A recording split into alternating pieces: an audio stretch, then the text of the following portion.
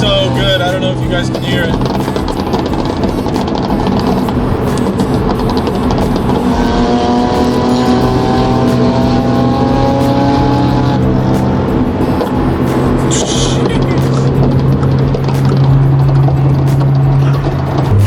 What is going on, you guys? Welcome back to another video. I know it's been a while since I posted.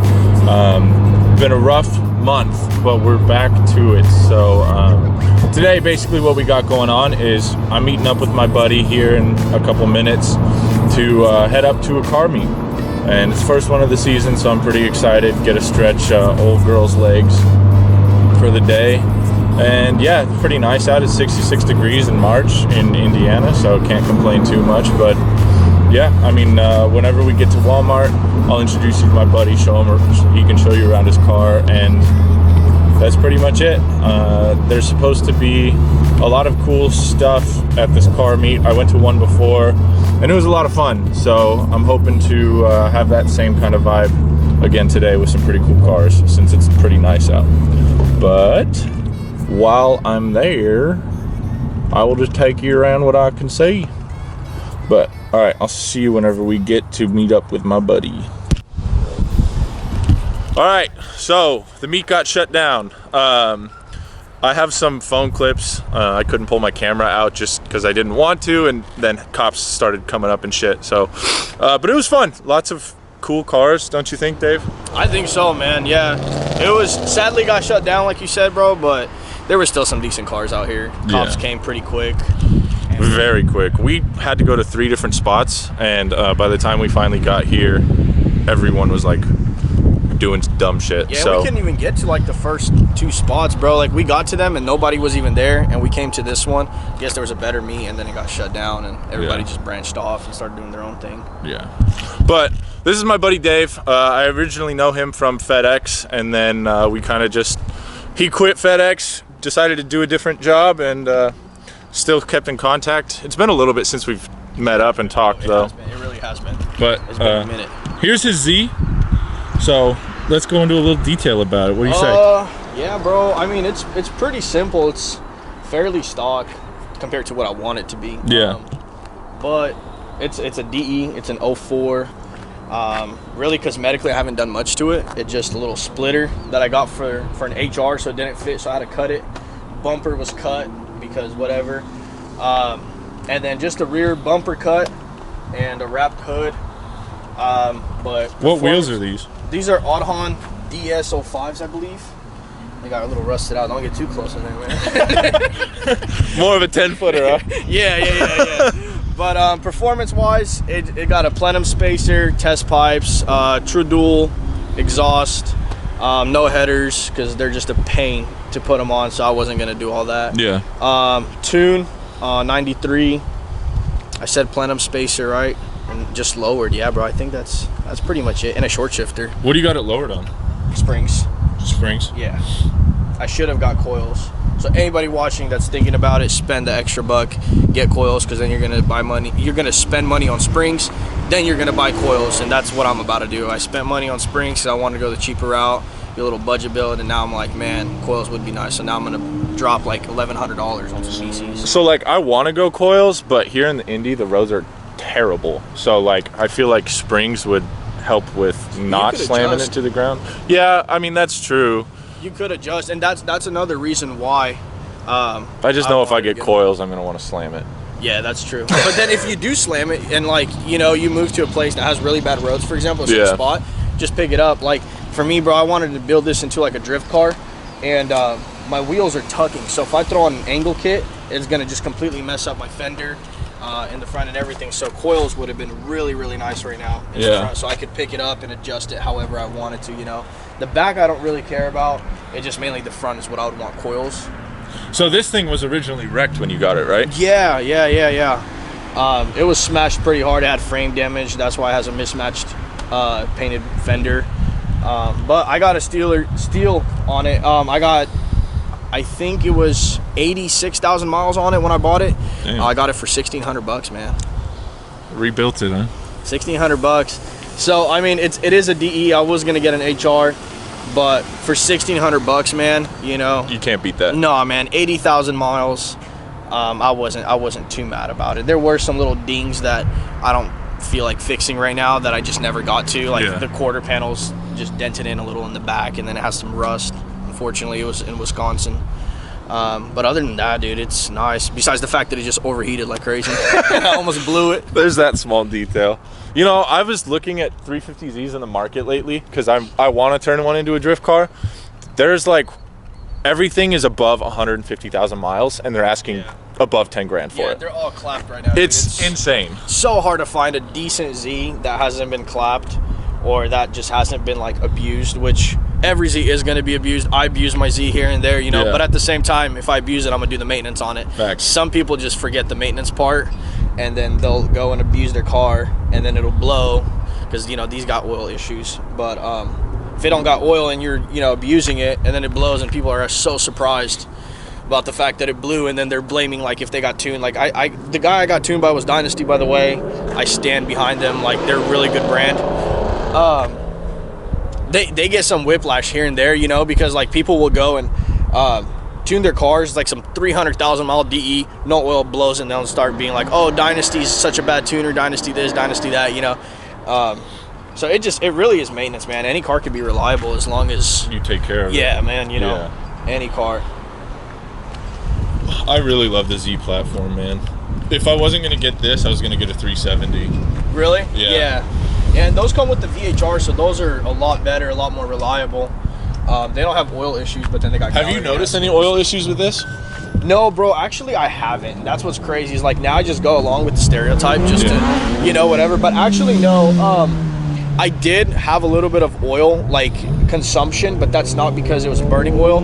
It was just leaking a little bit. Yeah. I changed my valve cover gaskets and my valve covers, and dude, it's been running beautifully, besides the fact that, again, just overheated. You know? But that has nothing to do with oil. It's the small things. Right. You ever gonna boost it? Oh, dude, I wish, man. I wish. I don't know, dude. I think if I did boost a Z, it would be like an HR. Yeah. Because for a DE, like, because on my TikTok, man, I'll get people to ask me, like, hey, man, you know, what Z should I get? Like the DE, the Rev Up, the HR. And, you know, like, if you get the Rev Up, they're, from what I've heard, I've never had one, but what I heard, it was like they were one of the worst. But if you get a DE, it's a good drift car. If you really want to push power, I wouldn't recommend a DE. But if you want a drift car that you don't really care to just make it into a little missile, then go ahead, you know, get a DE. But if you want to push some power, definitely an HR for sure. Yeah, I've heard the same thing about rev ups and how they're god awful. Yeah. But and I don't know why. Yeah, most people either have good experiences with DEs or terrible experiences. Yeah. So and again, that comes down to like previous owners, you know, maintenance 100%. You know, so like, cause I'm pretty sure when these like first came out, when they were bought from a dealer, it's probably some middle-aged man that was going through a midlife crisis, you know, and he bought it. He was probably babying it. Then it got passed down to somebody that slightly didn't care, and then some dude's cousin's brother's fish's sister bought it, you know, didn't really care, and then just started abusing it, and then it gets passed down, dude, you know. And yeah. That's kind of what sucks, but they do suck in snow, man. They're so bad. Is yours pretty decent? Have you driven it in the snow? Mine is terrible in snow. Yeah. Well, I don't have winter tires on it. It's like the all seasons that come from the dealership. They're Michelin's, but they're decent tires, except snow, rain. As soon as you hit it, you're even in the rain. Yeah. No way. I have to feather it. Wow. No, mine's not too bad in the rain. Depends on like how bad it's raining, you know. Yeah. But in the snow, it's so bad. Like, I can't even get out of my parking lot. I had a Dahlia for 2 years in the winter, in the snow, and it was really rough, man. That's like you're driving 40 down on the highway, and people are passing you, and your car is about to just start fishtailing. And I did have ball tires as well, but this car is not good for the snow. Well, thankfully we did get some clips of it driving on the freeway, so I'll have to put those in here. It looks wild. We caught the sunset at the perfect time. Dave got video of my car. Looks great. Still super stock, but this car is just, in my opinion, I hated it. When I saw the leaked photos of it coming out, I hated it. But then seeing it in person, once I saw it in person, I was like, this is sexy. Super really sexy. Nice, man. Lowered with some wheels. Like, I feel like this is a car where you don't even have to do a lot. You just lower it, put some nice wheels with some decent fitment, And man, like especially with the red or the blue, Yeah. like for me the red and the blue are right up there, man. They're such beautiful colors. But I mean, dude, that's all you got to do to it, and it's gonna look so nice, man. I mean, it's not fast by any means. Like if we raced, you would definitely kick my ass.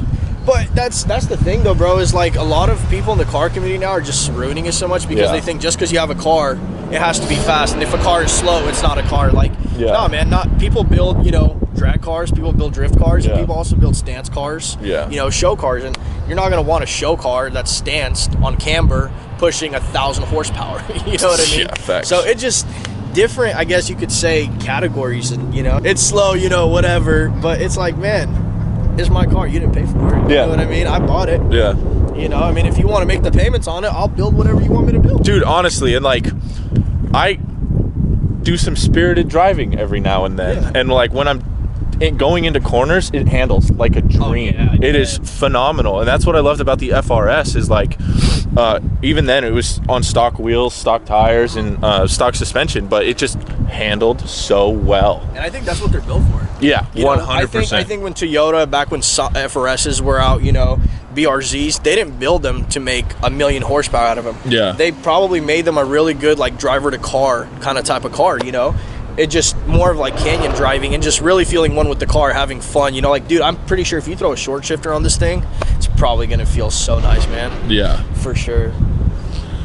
Yeah. It's a super clean color too, man. Like, I've been really liking red lately. I wasn't a fan of red, but dude, lately, man, this car is, and the color, dude, it's amazing. It's amazing. It's clean, and I want to do a lot more to it. I have a spoiler I need to get painted. You still haven't got that painted? I have not gotten that painted. Man, screw, bro. Throw it on. I just don't know any good paint shops in town. Paintman Auto. Paintman Auto? West side, yeah. Yeah. That is not the guy I got my stuff painted by. I wouldn't recommend nobody bad.